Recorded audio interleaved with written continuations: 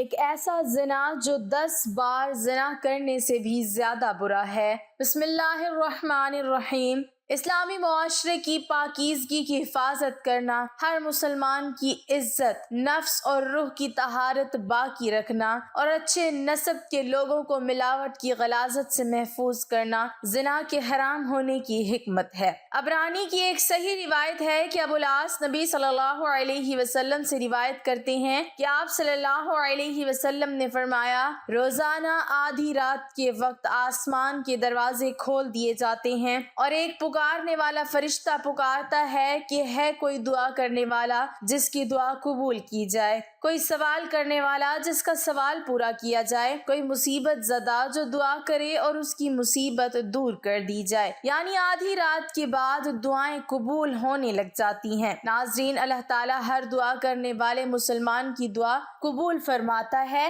سوائے زانیہ کے جو اپنی شرمگاہ کے ذریعے غیر مرد کو سیراب کرتی ہے۔ زانیہ عورت جو زنا کے ذریعے مرد کا دل بہلاتی ہے پھر اس کی دعا قبول نہیں ہوتی۔ زنا کرنے والے لوگ خود اپنے آپ کو اللہ کے عذاب کا مستحق بنا لیتے ہیں۔ حضرت عبداللہ بن عباس رضی اللہ تعالی عنہ کہتے ہیں کہ رسول اللہ صلی اللہ علیہ وسلم نے فرمایا، جب کسی بستی میں زنا اور سود عام ہو جائے تو گویا اس بستی کے لوگوں نے اپنے آپ کو اللہ کے عذاب کا مستحق بنا لیا کہ ان پر کسی بھی طرح کا عذاب آ جائے۔ پھر اسی طرح زانی کو دنیا میں بھی اللہ کی طرف سے سزا مل کر رہتی ہے، یعنی ایک ایسا جرم ہے کہ جس کی سزا دنیا میں بھی ملتی ہے۔ حضرت انس کہتے ہیں رسول اللہ صلی اللہ علیہ وسلم نے فرمایا، 2 گناہ ایسے ہیں جن کی سزا میں جلدی کی جاتی ہے اور دنیا ہی میں دے دی جاتی ہے۔ نمبر 1 زنا، نمبر 2 والدین کی نافرمانی کرنے والا، ماں باپ کی بات نہ ماننا، اور اب یہ کہ جو شخص ایسی بیماریوں میں مبتلا ہو جاتا ہے، یعنی زنا جیسی بیماری میں مبتلا ہو جاتا ہے تو پھر اس کا ایمان کیسے رخصت ہوتا ہے کہ اس گناہ کو چھپانے کے لیے جھوٹ پہ جھوٹ بولتا چلا جاتا ہے، ایک نہیں کئی جھوٹ بولتا ہے، اور جب کوئی انسان جھوٹ بولتا ہے تو اس کے منہ کی بدبو سے فرشتہ اس سے کئی میل دور چلا جاتا ہے، اس انسان سے اللہ تعالیٰ کی حفاظت ہٹ جاتی ہے اور وہ شخص ذلیل ہو کر رہتا ہے۔ دنیا میں بھی انسان پر طرح طرح کی بیماریاں اور طرح طرح کی مصیبتیں نازل ہوتی ہیں۔ پھر بڑھاپے کی عمر میں زنا کرنا اللہ کے غضب اور غصے کو بھڑکاتا ہے۔ اللہ تعالیٰ قیامت کے دن 3 لوگوں سے غصے کی وجہ سے بات نہیں کریں گے اور نہ ہی جنت میں داخل ہونے کے لیے پاس کریں گے۔ ابو معاویہ حدیث کے راوی نے کہا، اور نہ ہی اللہ تعالیٰ ان کی طرف نظر کرم فرمائیں گے اور ان کے لیے دردناک عذاب ہے۔ نمبر 1 بوڑھا زانی، دوسرا جھوٹا حکمران اور تیسرا متکبر فقیر۔ پھر اسی طرح جس بستی میں زنا عام ہو جائے وہاں موتیں بہت ہونے لگتی ہیں، موت کی کثرت ہو جاتی ہے، قتل کی کثرت ہو جاتی ہے۔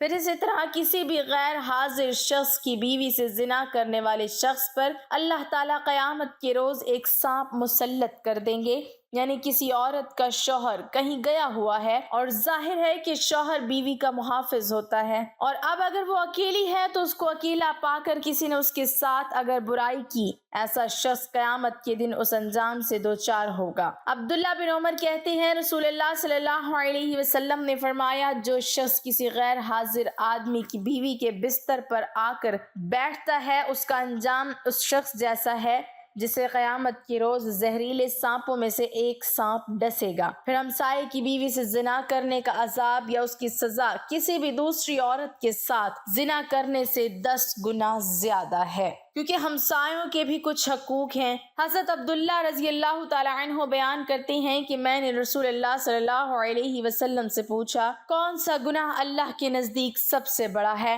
آپ صلی اللہ علیہ وسلم نے فرمایا، یہ کہ تو اللہ کے ساتھ کسی کو شریک ٹھہرائے جبکہ اس نے تمہیں پیدا کیا ہے۔ وہ کہتے ہیں میں نے آپ صلی اللہ علیہ وسلم سے عرض کی، یہ تو واقعی بڑا گناہ ہے۔ وہ کہتے ہیں میں نے پوچھا پھر کون سا؟ آپ نے فرمایا، تو اپنی اولاد کو اس اندیشے سے قتل کر دے کہ وہ تمہارے کھانے میں شریک ہوگی۔ وہ کہتے ہیں میں نے پوچھا پھر کون سا؟ آپ نے فرمایا پھر یہ کہ تو اپنے ہمسائے کی بیوی کے ساتھ زنا کرے۔ صحابہ رضی اللہ عنہم نے بڑے گناہوں سے متعلق دریافت کیا تو آپ صلی اللہ علیہ وسلم نے انہیں سب سے بڑے گناہ کے بارے میں بتایا کہ وہ شرک اکبر ہے جسے اللہ تعالیٰ صرف توبہ ہی سے بخشتا ہے۔ اگر شرک اکبر کا مرتکب بغیر توبہ کے مر گیا تو وہ ہمیشہ ہمیشہ جہنم میں رہے گا۔ دوسرا بڑا گناہ یہ ہے کہ آدمی اپنے بچے کو اس خوف سے مار دے کہ وہ اس کے ساتھ اس کے کھانے میں شریک ہوگا۔ چنانچہ کسی ایسی جان کو مار دینا جسے اللہ نے حرام کیا ہو، اس کا مرتبہ بڑے گناہوں میں دوسرا ہے۔ گناہ اس کی سزا اور بھی زیادہ ہو جاتی ہے جبکہ مقتول قاتل کا رحمی رشتہ دار ہو، اور یہ اور بھی زیادہ ہو جاتی ہے جبکہ قتل کا مقصد مقتول کو اللہ کے اس رزق سے محروم کرنا ہو جسے اللہ نے قاتل کے ہاتھ پر جاری فرمایا ہے۔ پھر یہ کہ آدمی اپنے ہمسائے کی بیوی سے زنا کرے، کبیرہ گناہوں میں سے تیسرا درجہ زنا کا ہے۔ اس کا گناہ اور بھی زیادہ بڑا ہو جاتا ہے جبکہ جس عورت سے زنا کیا جائے وہ ہمسائے کی بیوی ہو جس کے ساتھ شریعت نے حسن سلوک، نیکی اور اچھی صحبت کی نصیحت کی ہے۔ حضرت مقداد کہتے ہیں رسول اللہ صلی اللہ علیہ وسلم نے اپنے صحابہ سے دریافت فرمایا، زنا کے بارے میں تمہارا کیا خیال ہے؟ صحابہ نے عرض کی، زنا کو اللہ اور اس کے رسول صلی اللہ علیہ وسلم نے حرام قرار دیا ہے، لہٰذا وہ قیامت تک حرام ہے۔ پھر آپ صلی اللہ علیہ وسلم نے صحابہ کرام سے فرمایا، ایک آدمی اگر 10 عورتوں سے زنا کرے تو یہ گناہ اس سے کم ہے کہ آدمی اپنے ہمسائے کی بیوی سے زنا کرے۔ ہمسائے کی بیوی سے زنا ایک تو حق کے ہمسائیگی پامال ہوتا ہے، اس کے علاوہ کیا وجہ ہے کہ اس کو زیادہ برا کہا گیا ہے؟ اعتماد کا رشتہ ہوتا ہے، ساتھ ساتھ گھر ہوتے ہیں تو سارے راز معلوم ہوتے ہیں کہ کس دن کون اکیلا ہے، کون گھر میں ہے یا نہیں ہے۔ پھر اسی طرح تاک جھانک کے مواقع بھی ہوتے ہیں اور کئی طرح کی خرابیاں اس میں آ جاتی ہیں۔ کسی بھی وقت دماغ سکون میں نہیں رہتا، انسان ایک خوف کا شکار رہتا ہے۔ ناظرین، کیا آپ کو پتا ہے کہ آخرت میں ایسے شخص کا انجام کیا ہے؟ کسی کو معلوم ہے؟ یہ جو دنیا میں زنا کرتا ہے، قیامت کے دن اس کا انجام کیا ہے؟ نبی صلی اللہ علیہ وسلم نے فرمایا کہ معراج کے موقع پر جب آپ نے جبرائیل سے پوچھا کہ جو مناظر آپ نے مجھے دکھائے ہیں ان میں سب سے پہلے جس شخص پر آپ کا گزر ہوا اس کے جبڑے، نتنے اور آنکھیں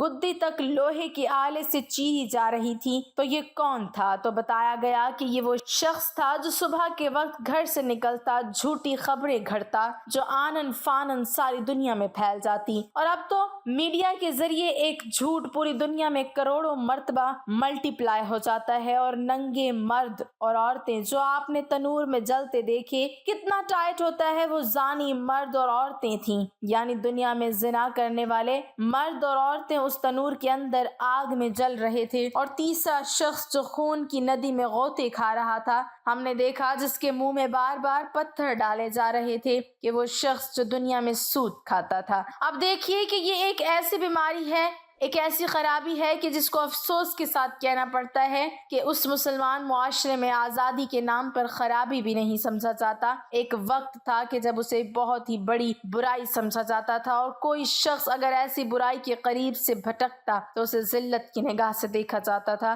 اسے ذلت اور رسوائی کا سامنا کرنا پڑتا تھا۔ لیکن اب آپ دیکھتے ہیں کہ عموماً لوگ اس کو برا نہیں سمجھتے، یہ اب معمولی سمجھتے ہیں اور کہتے ہیں اچھا کر لیا غلط کام، پھر توبہ کر لیں گے، معافی مانگ لیں گے، لیکن کبھی یہ نہیں سوچا کہ توبہ کرنے کی مہلت ہی نہ ملی تو کیا کریں گے، اللہ نے توبہ کی توفیق نہ دی تو کیا کریں گے۔ اللہ ہم سب کو برے وقت سے بچائے، ہمیں اچھے اعمال کی توفیق عطا فرمائے اور ہمارا خاتمہ ایمان پر فرمائے، آمین۔ ناظرین، کمنٹ باکس میں اللہ تعالیٰ کے 99 ناموں میں سے ایک نام ضرور ٹائپ کریں۔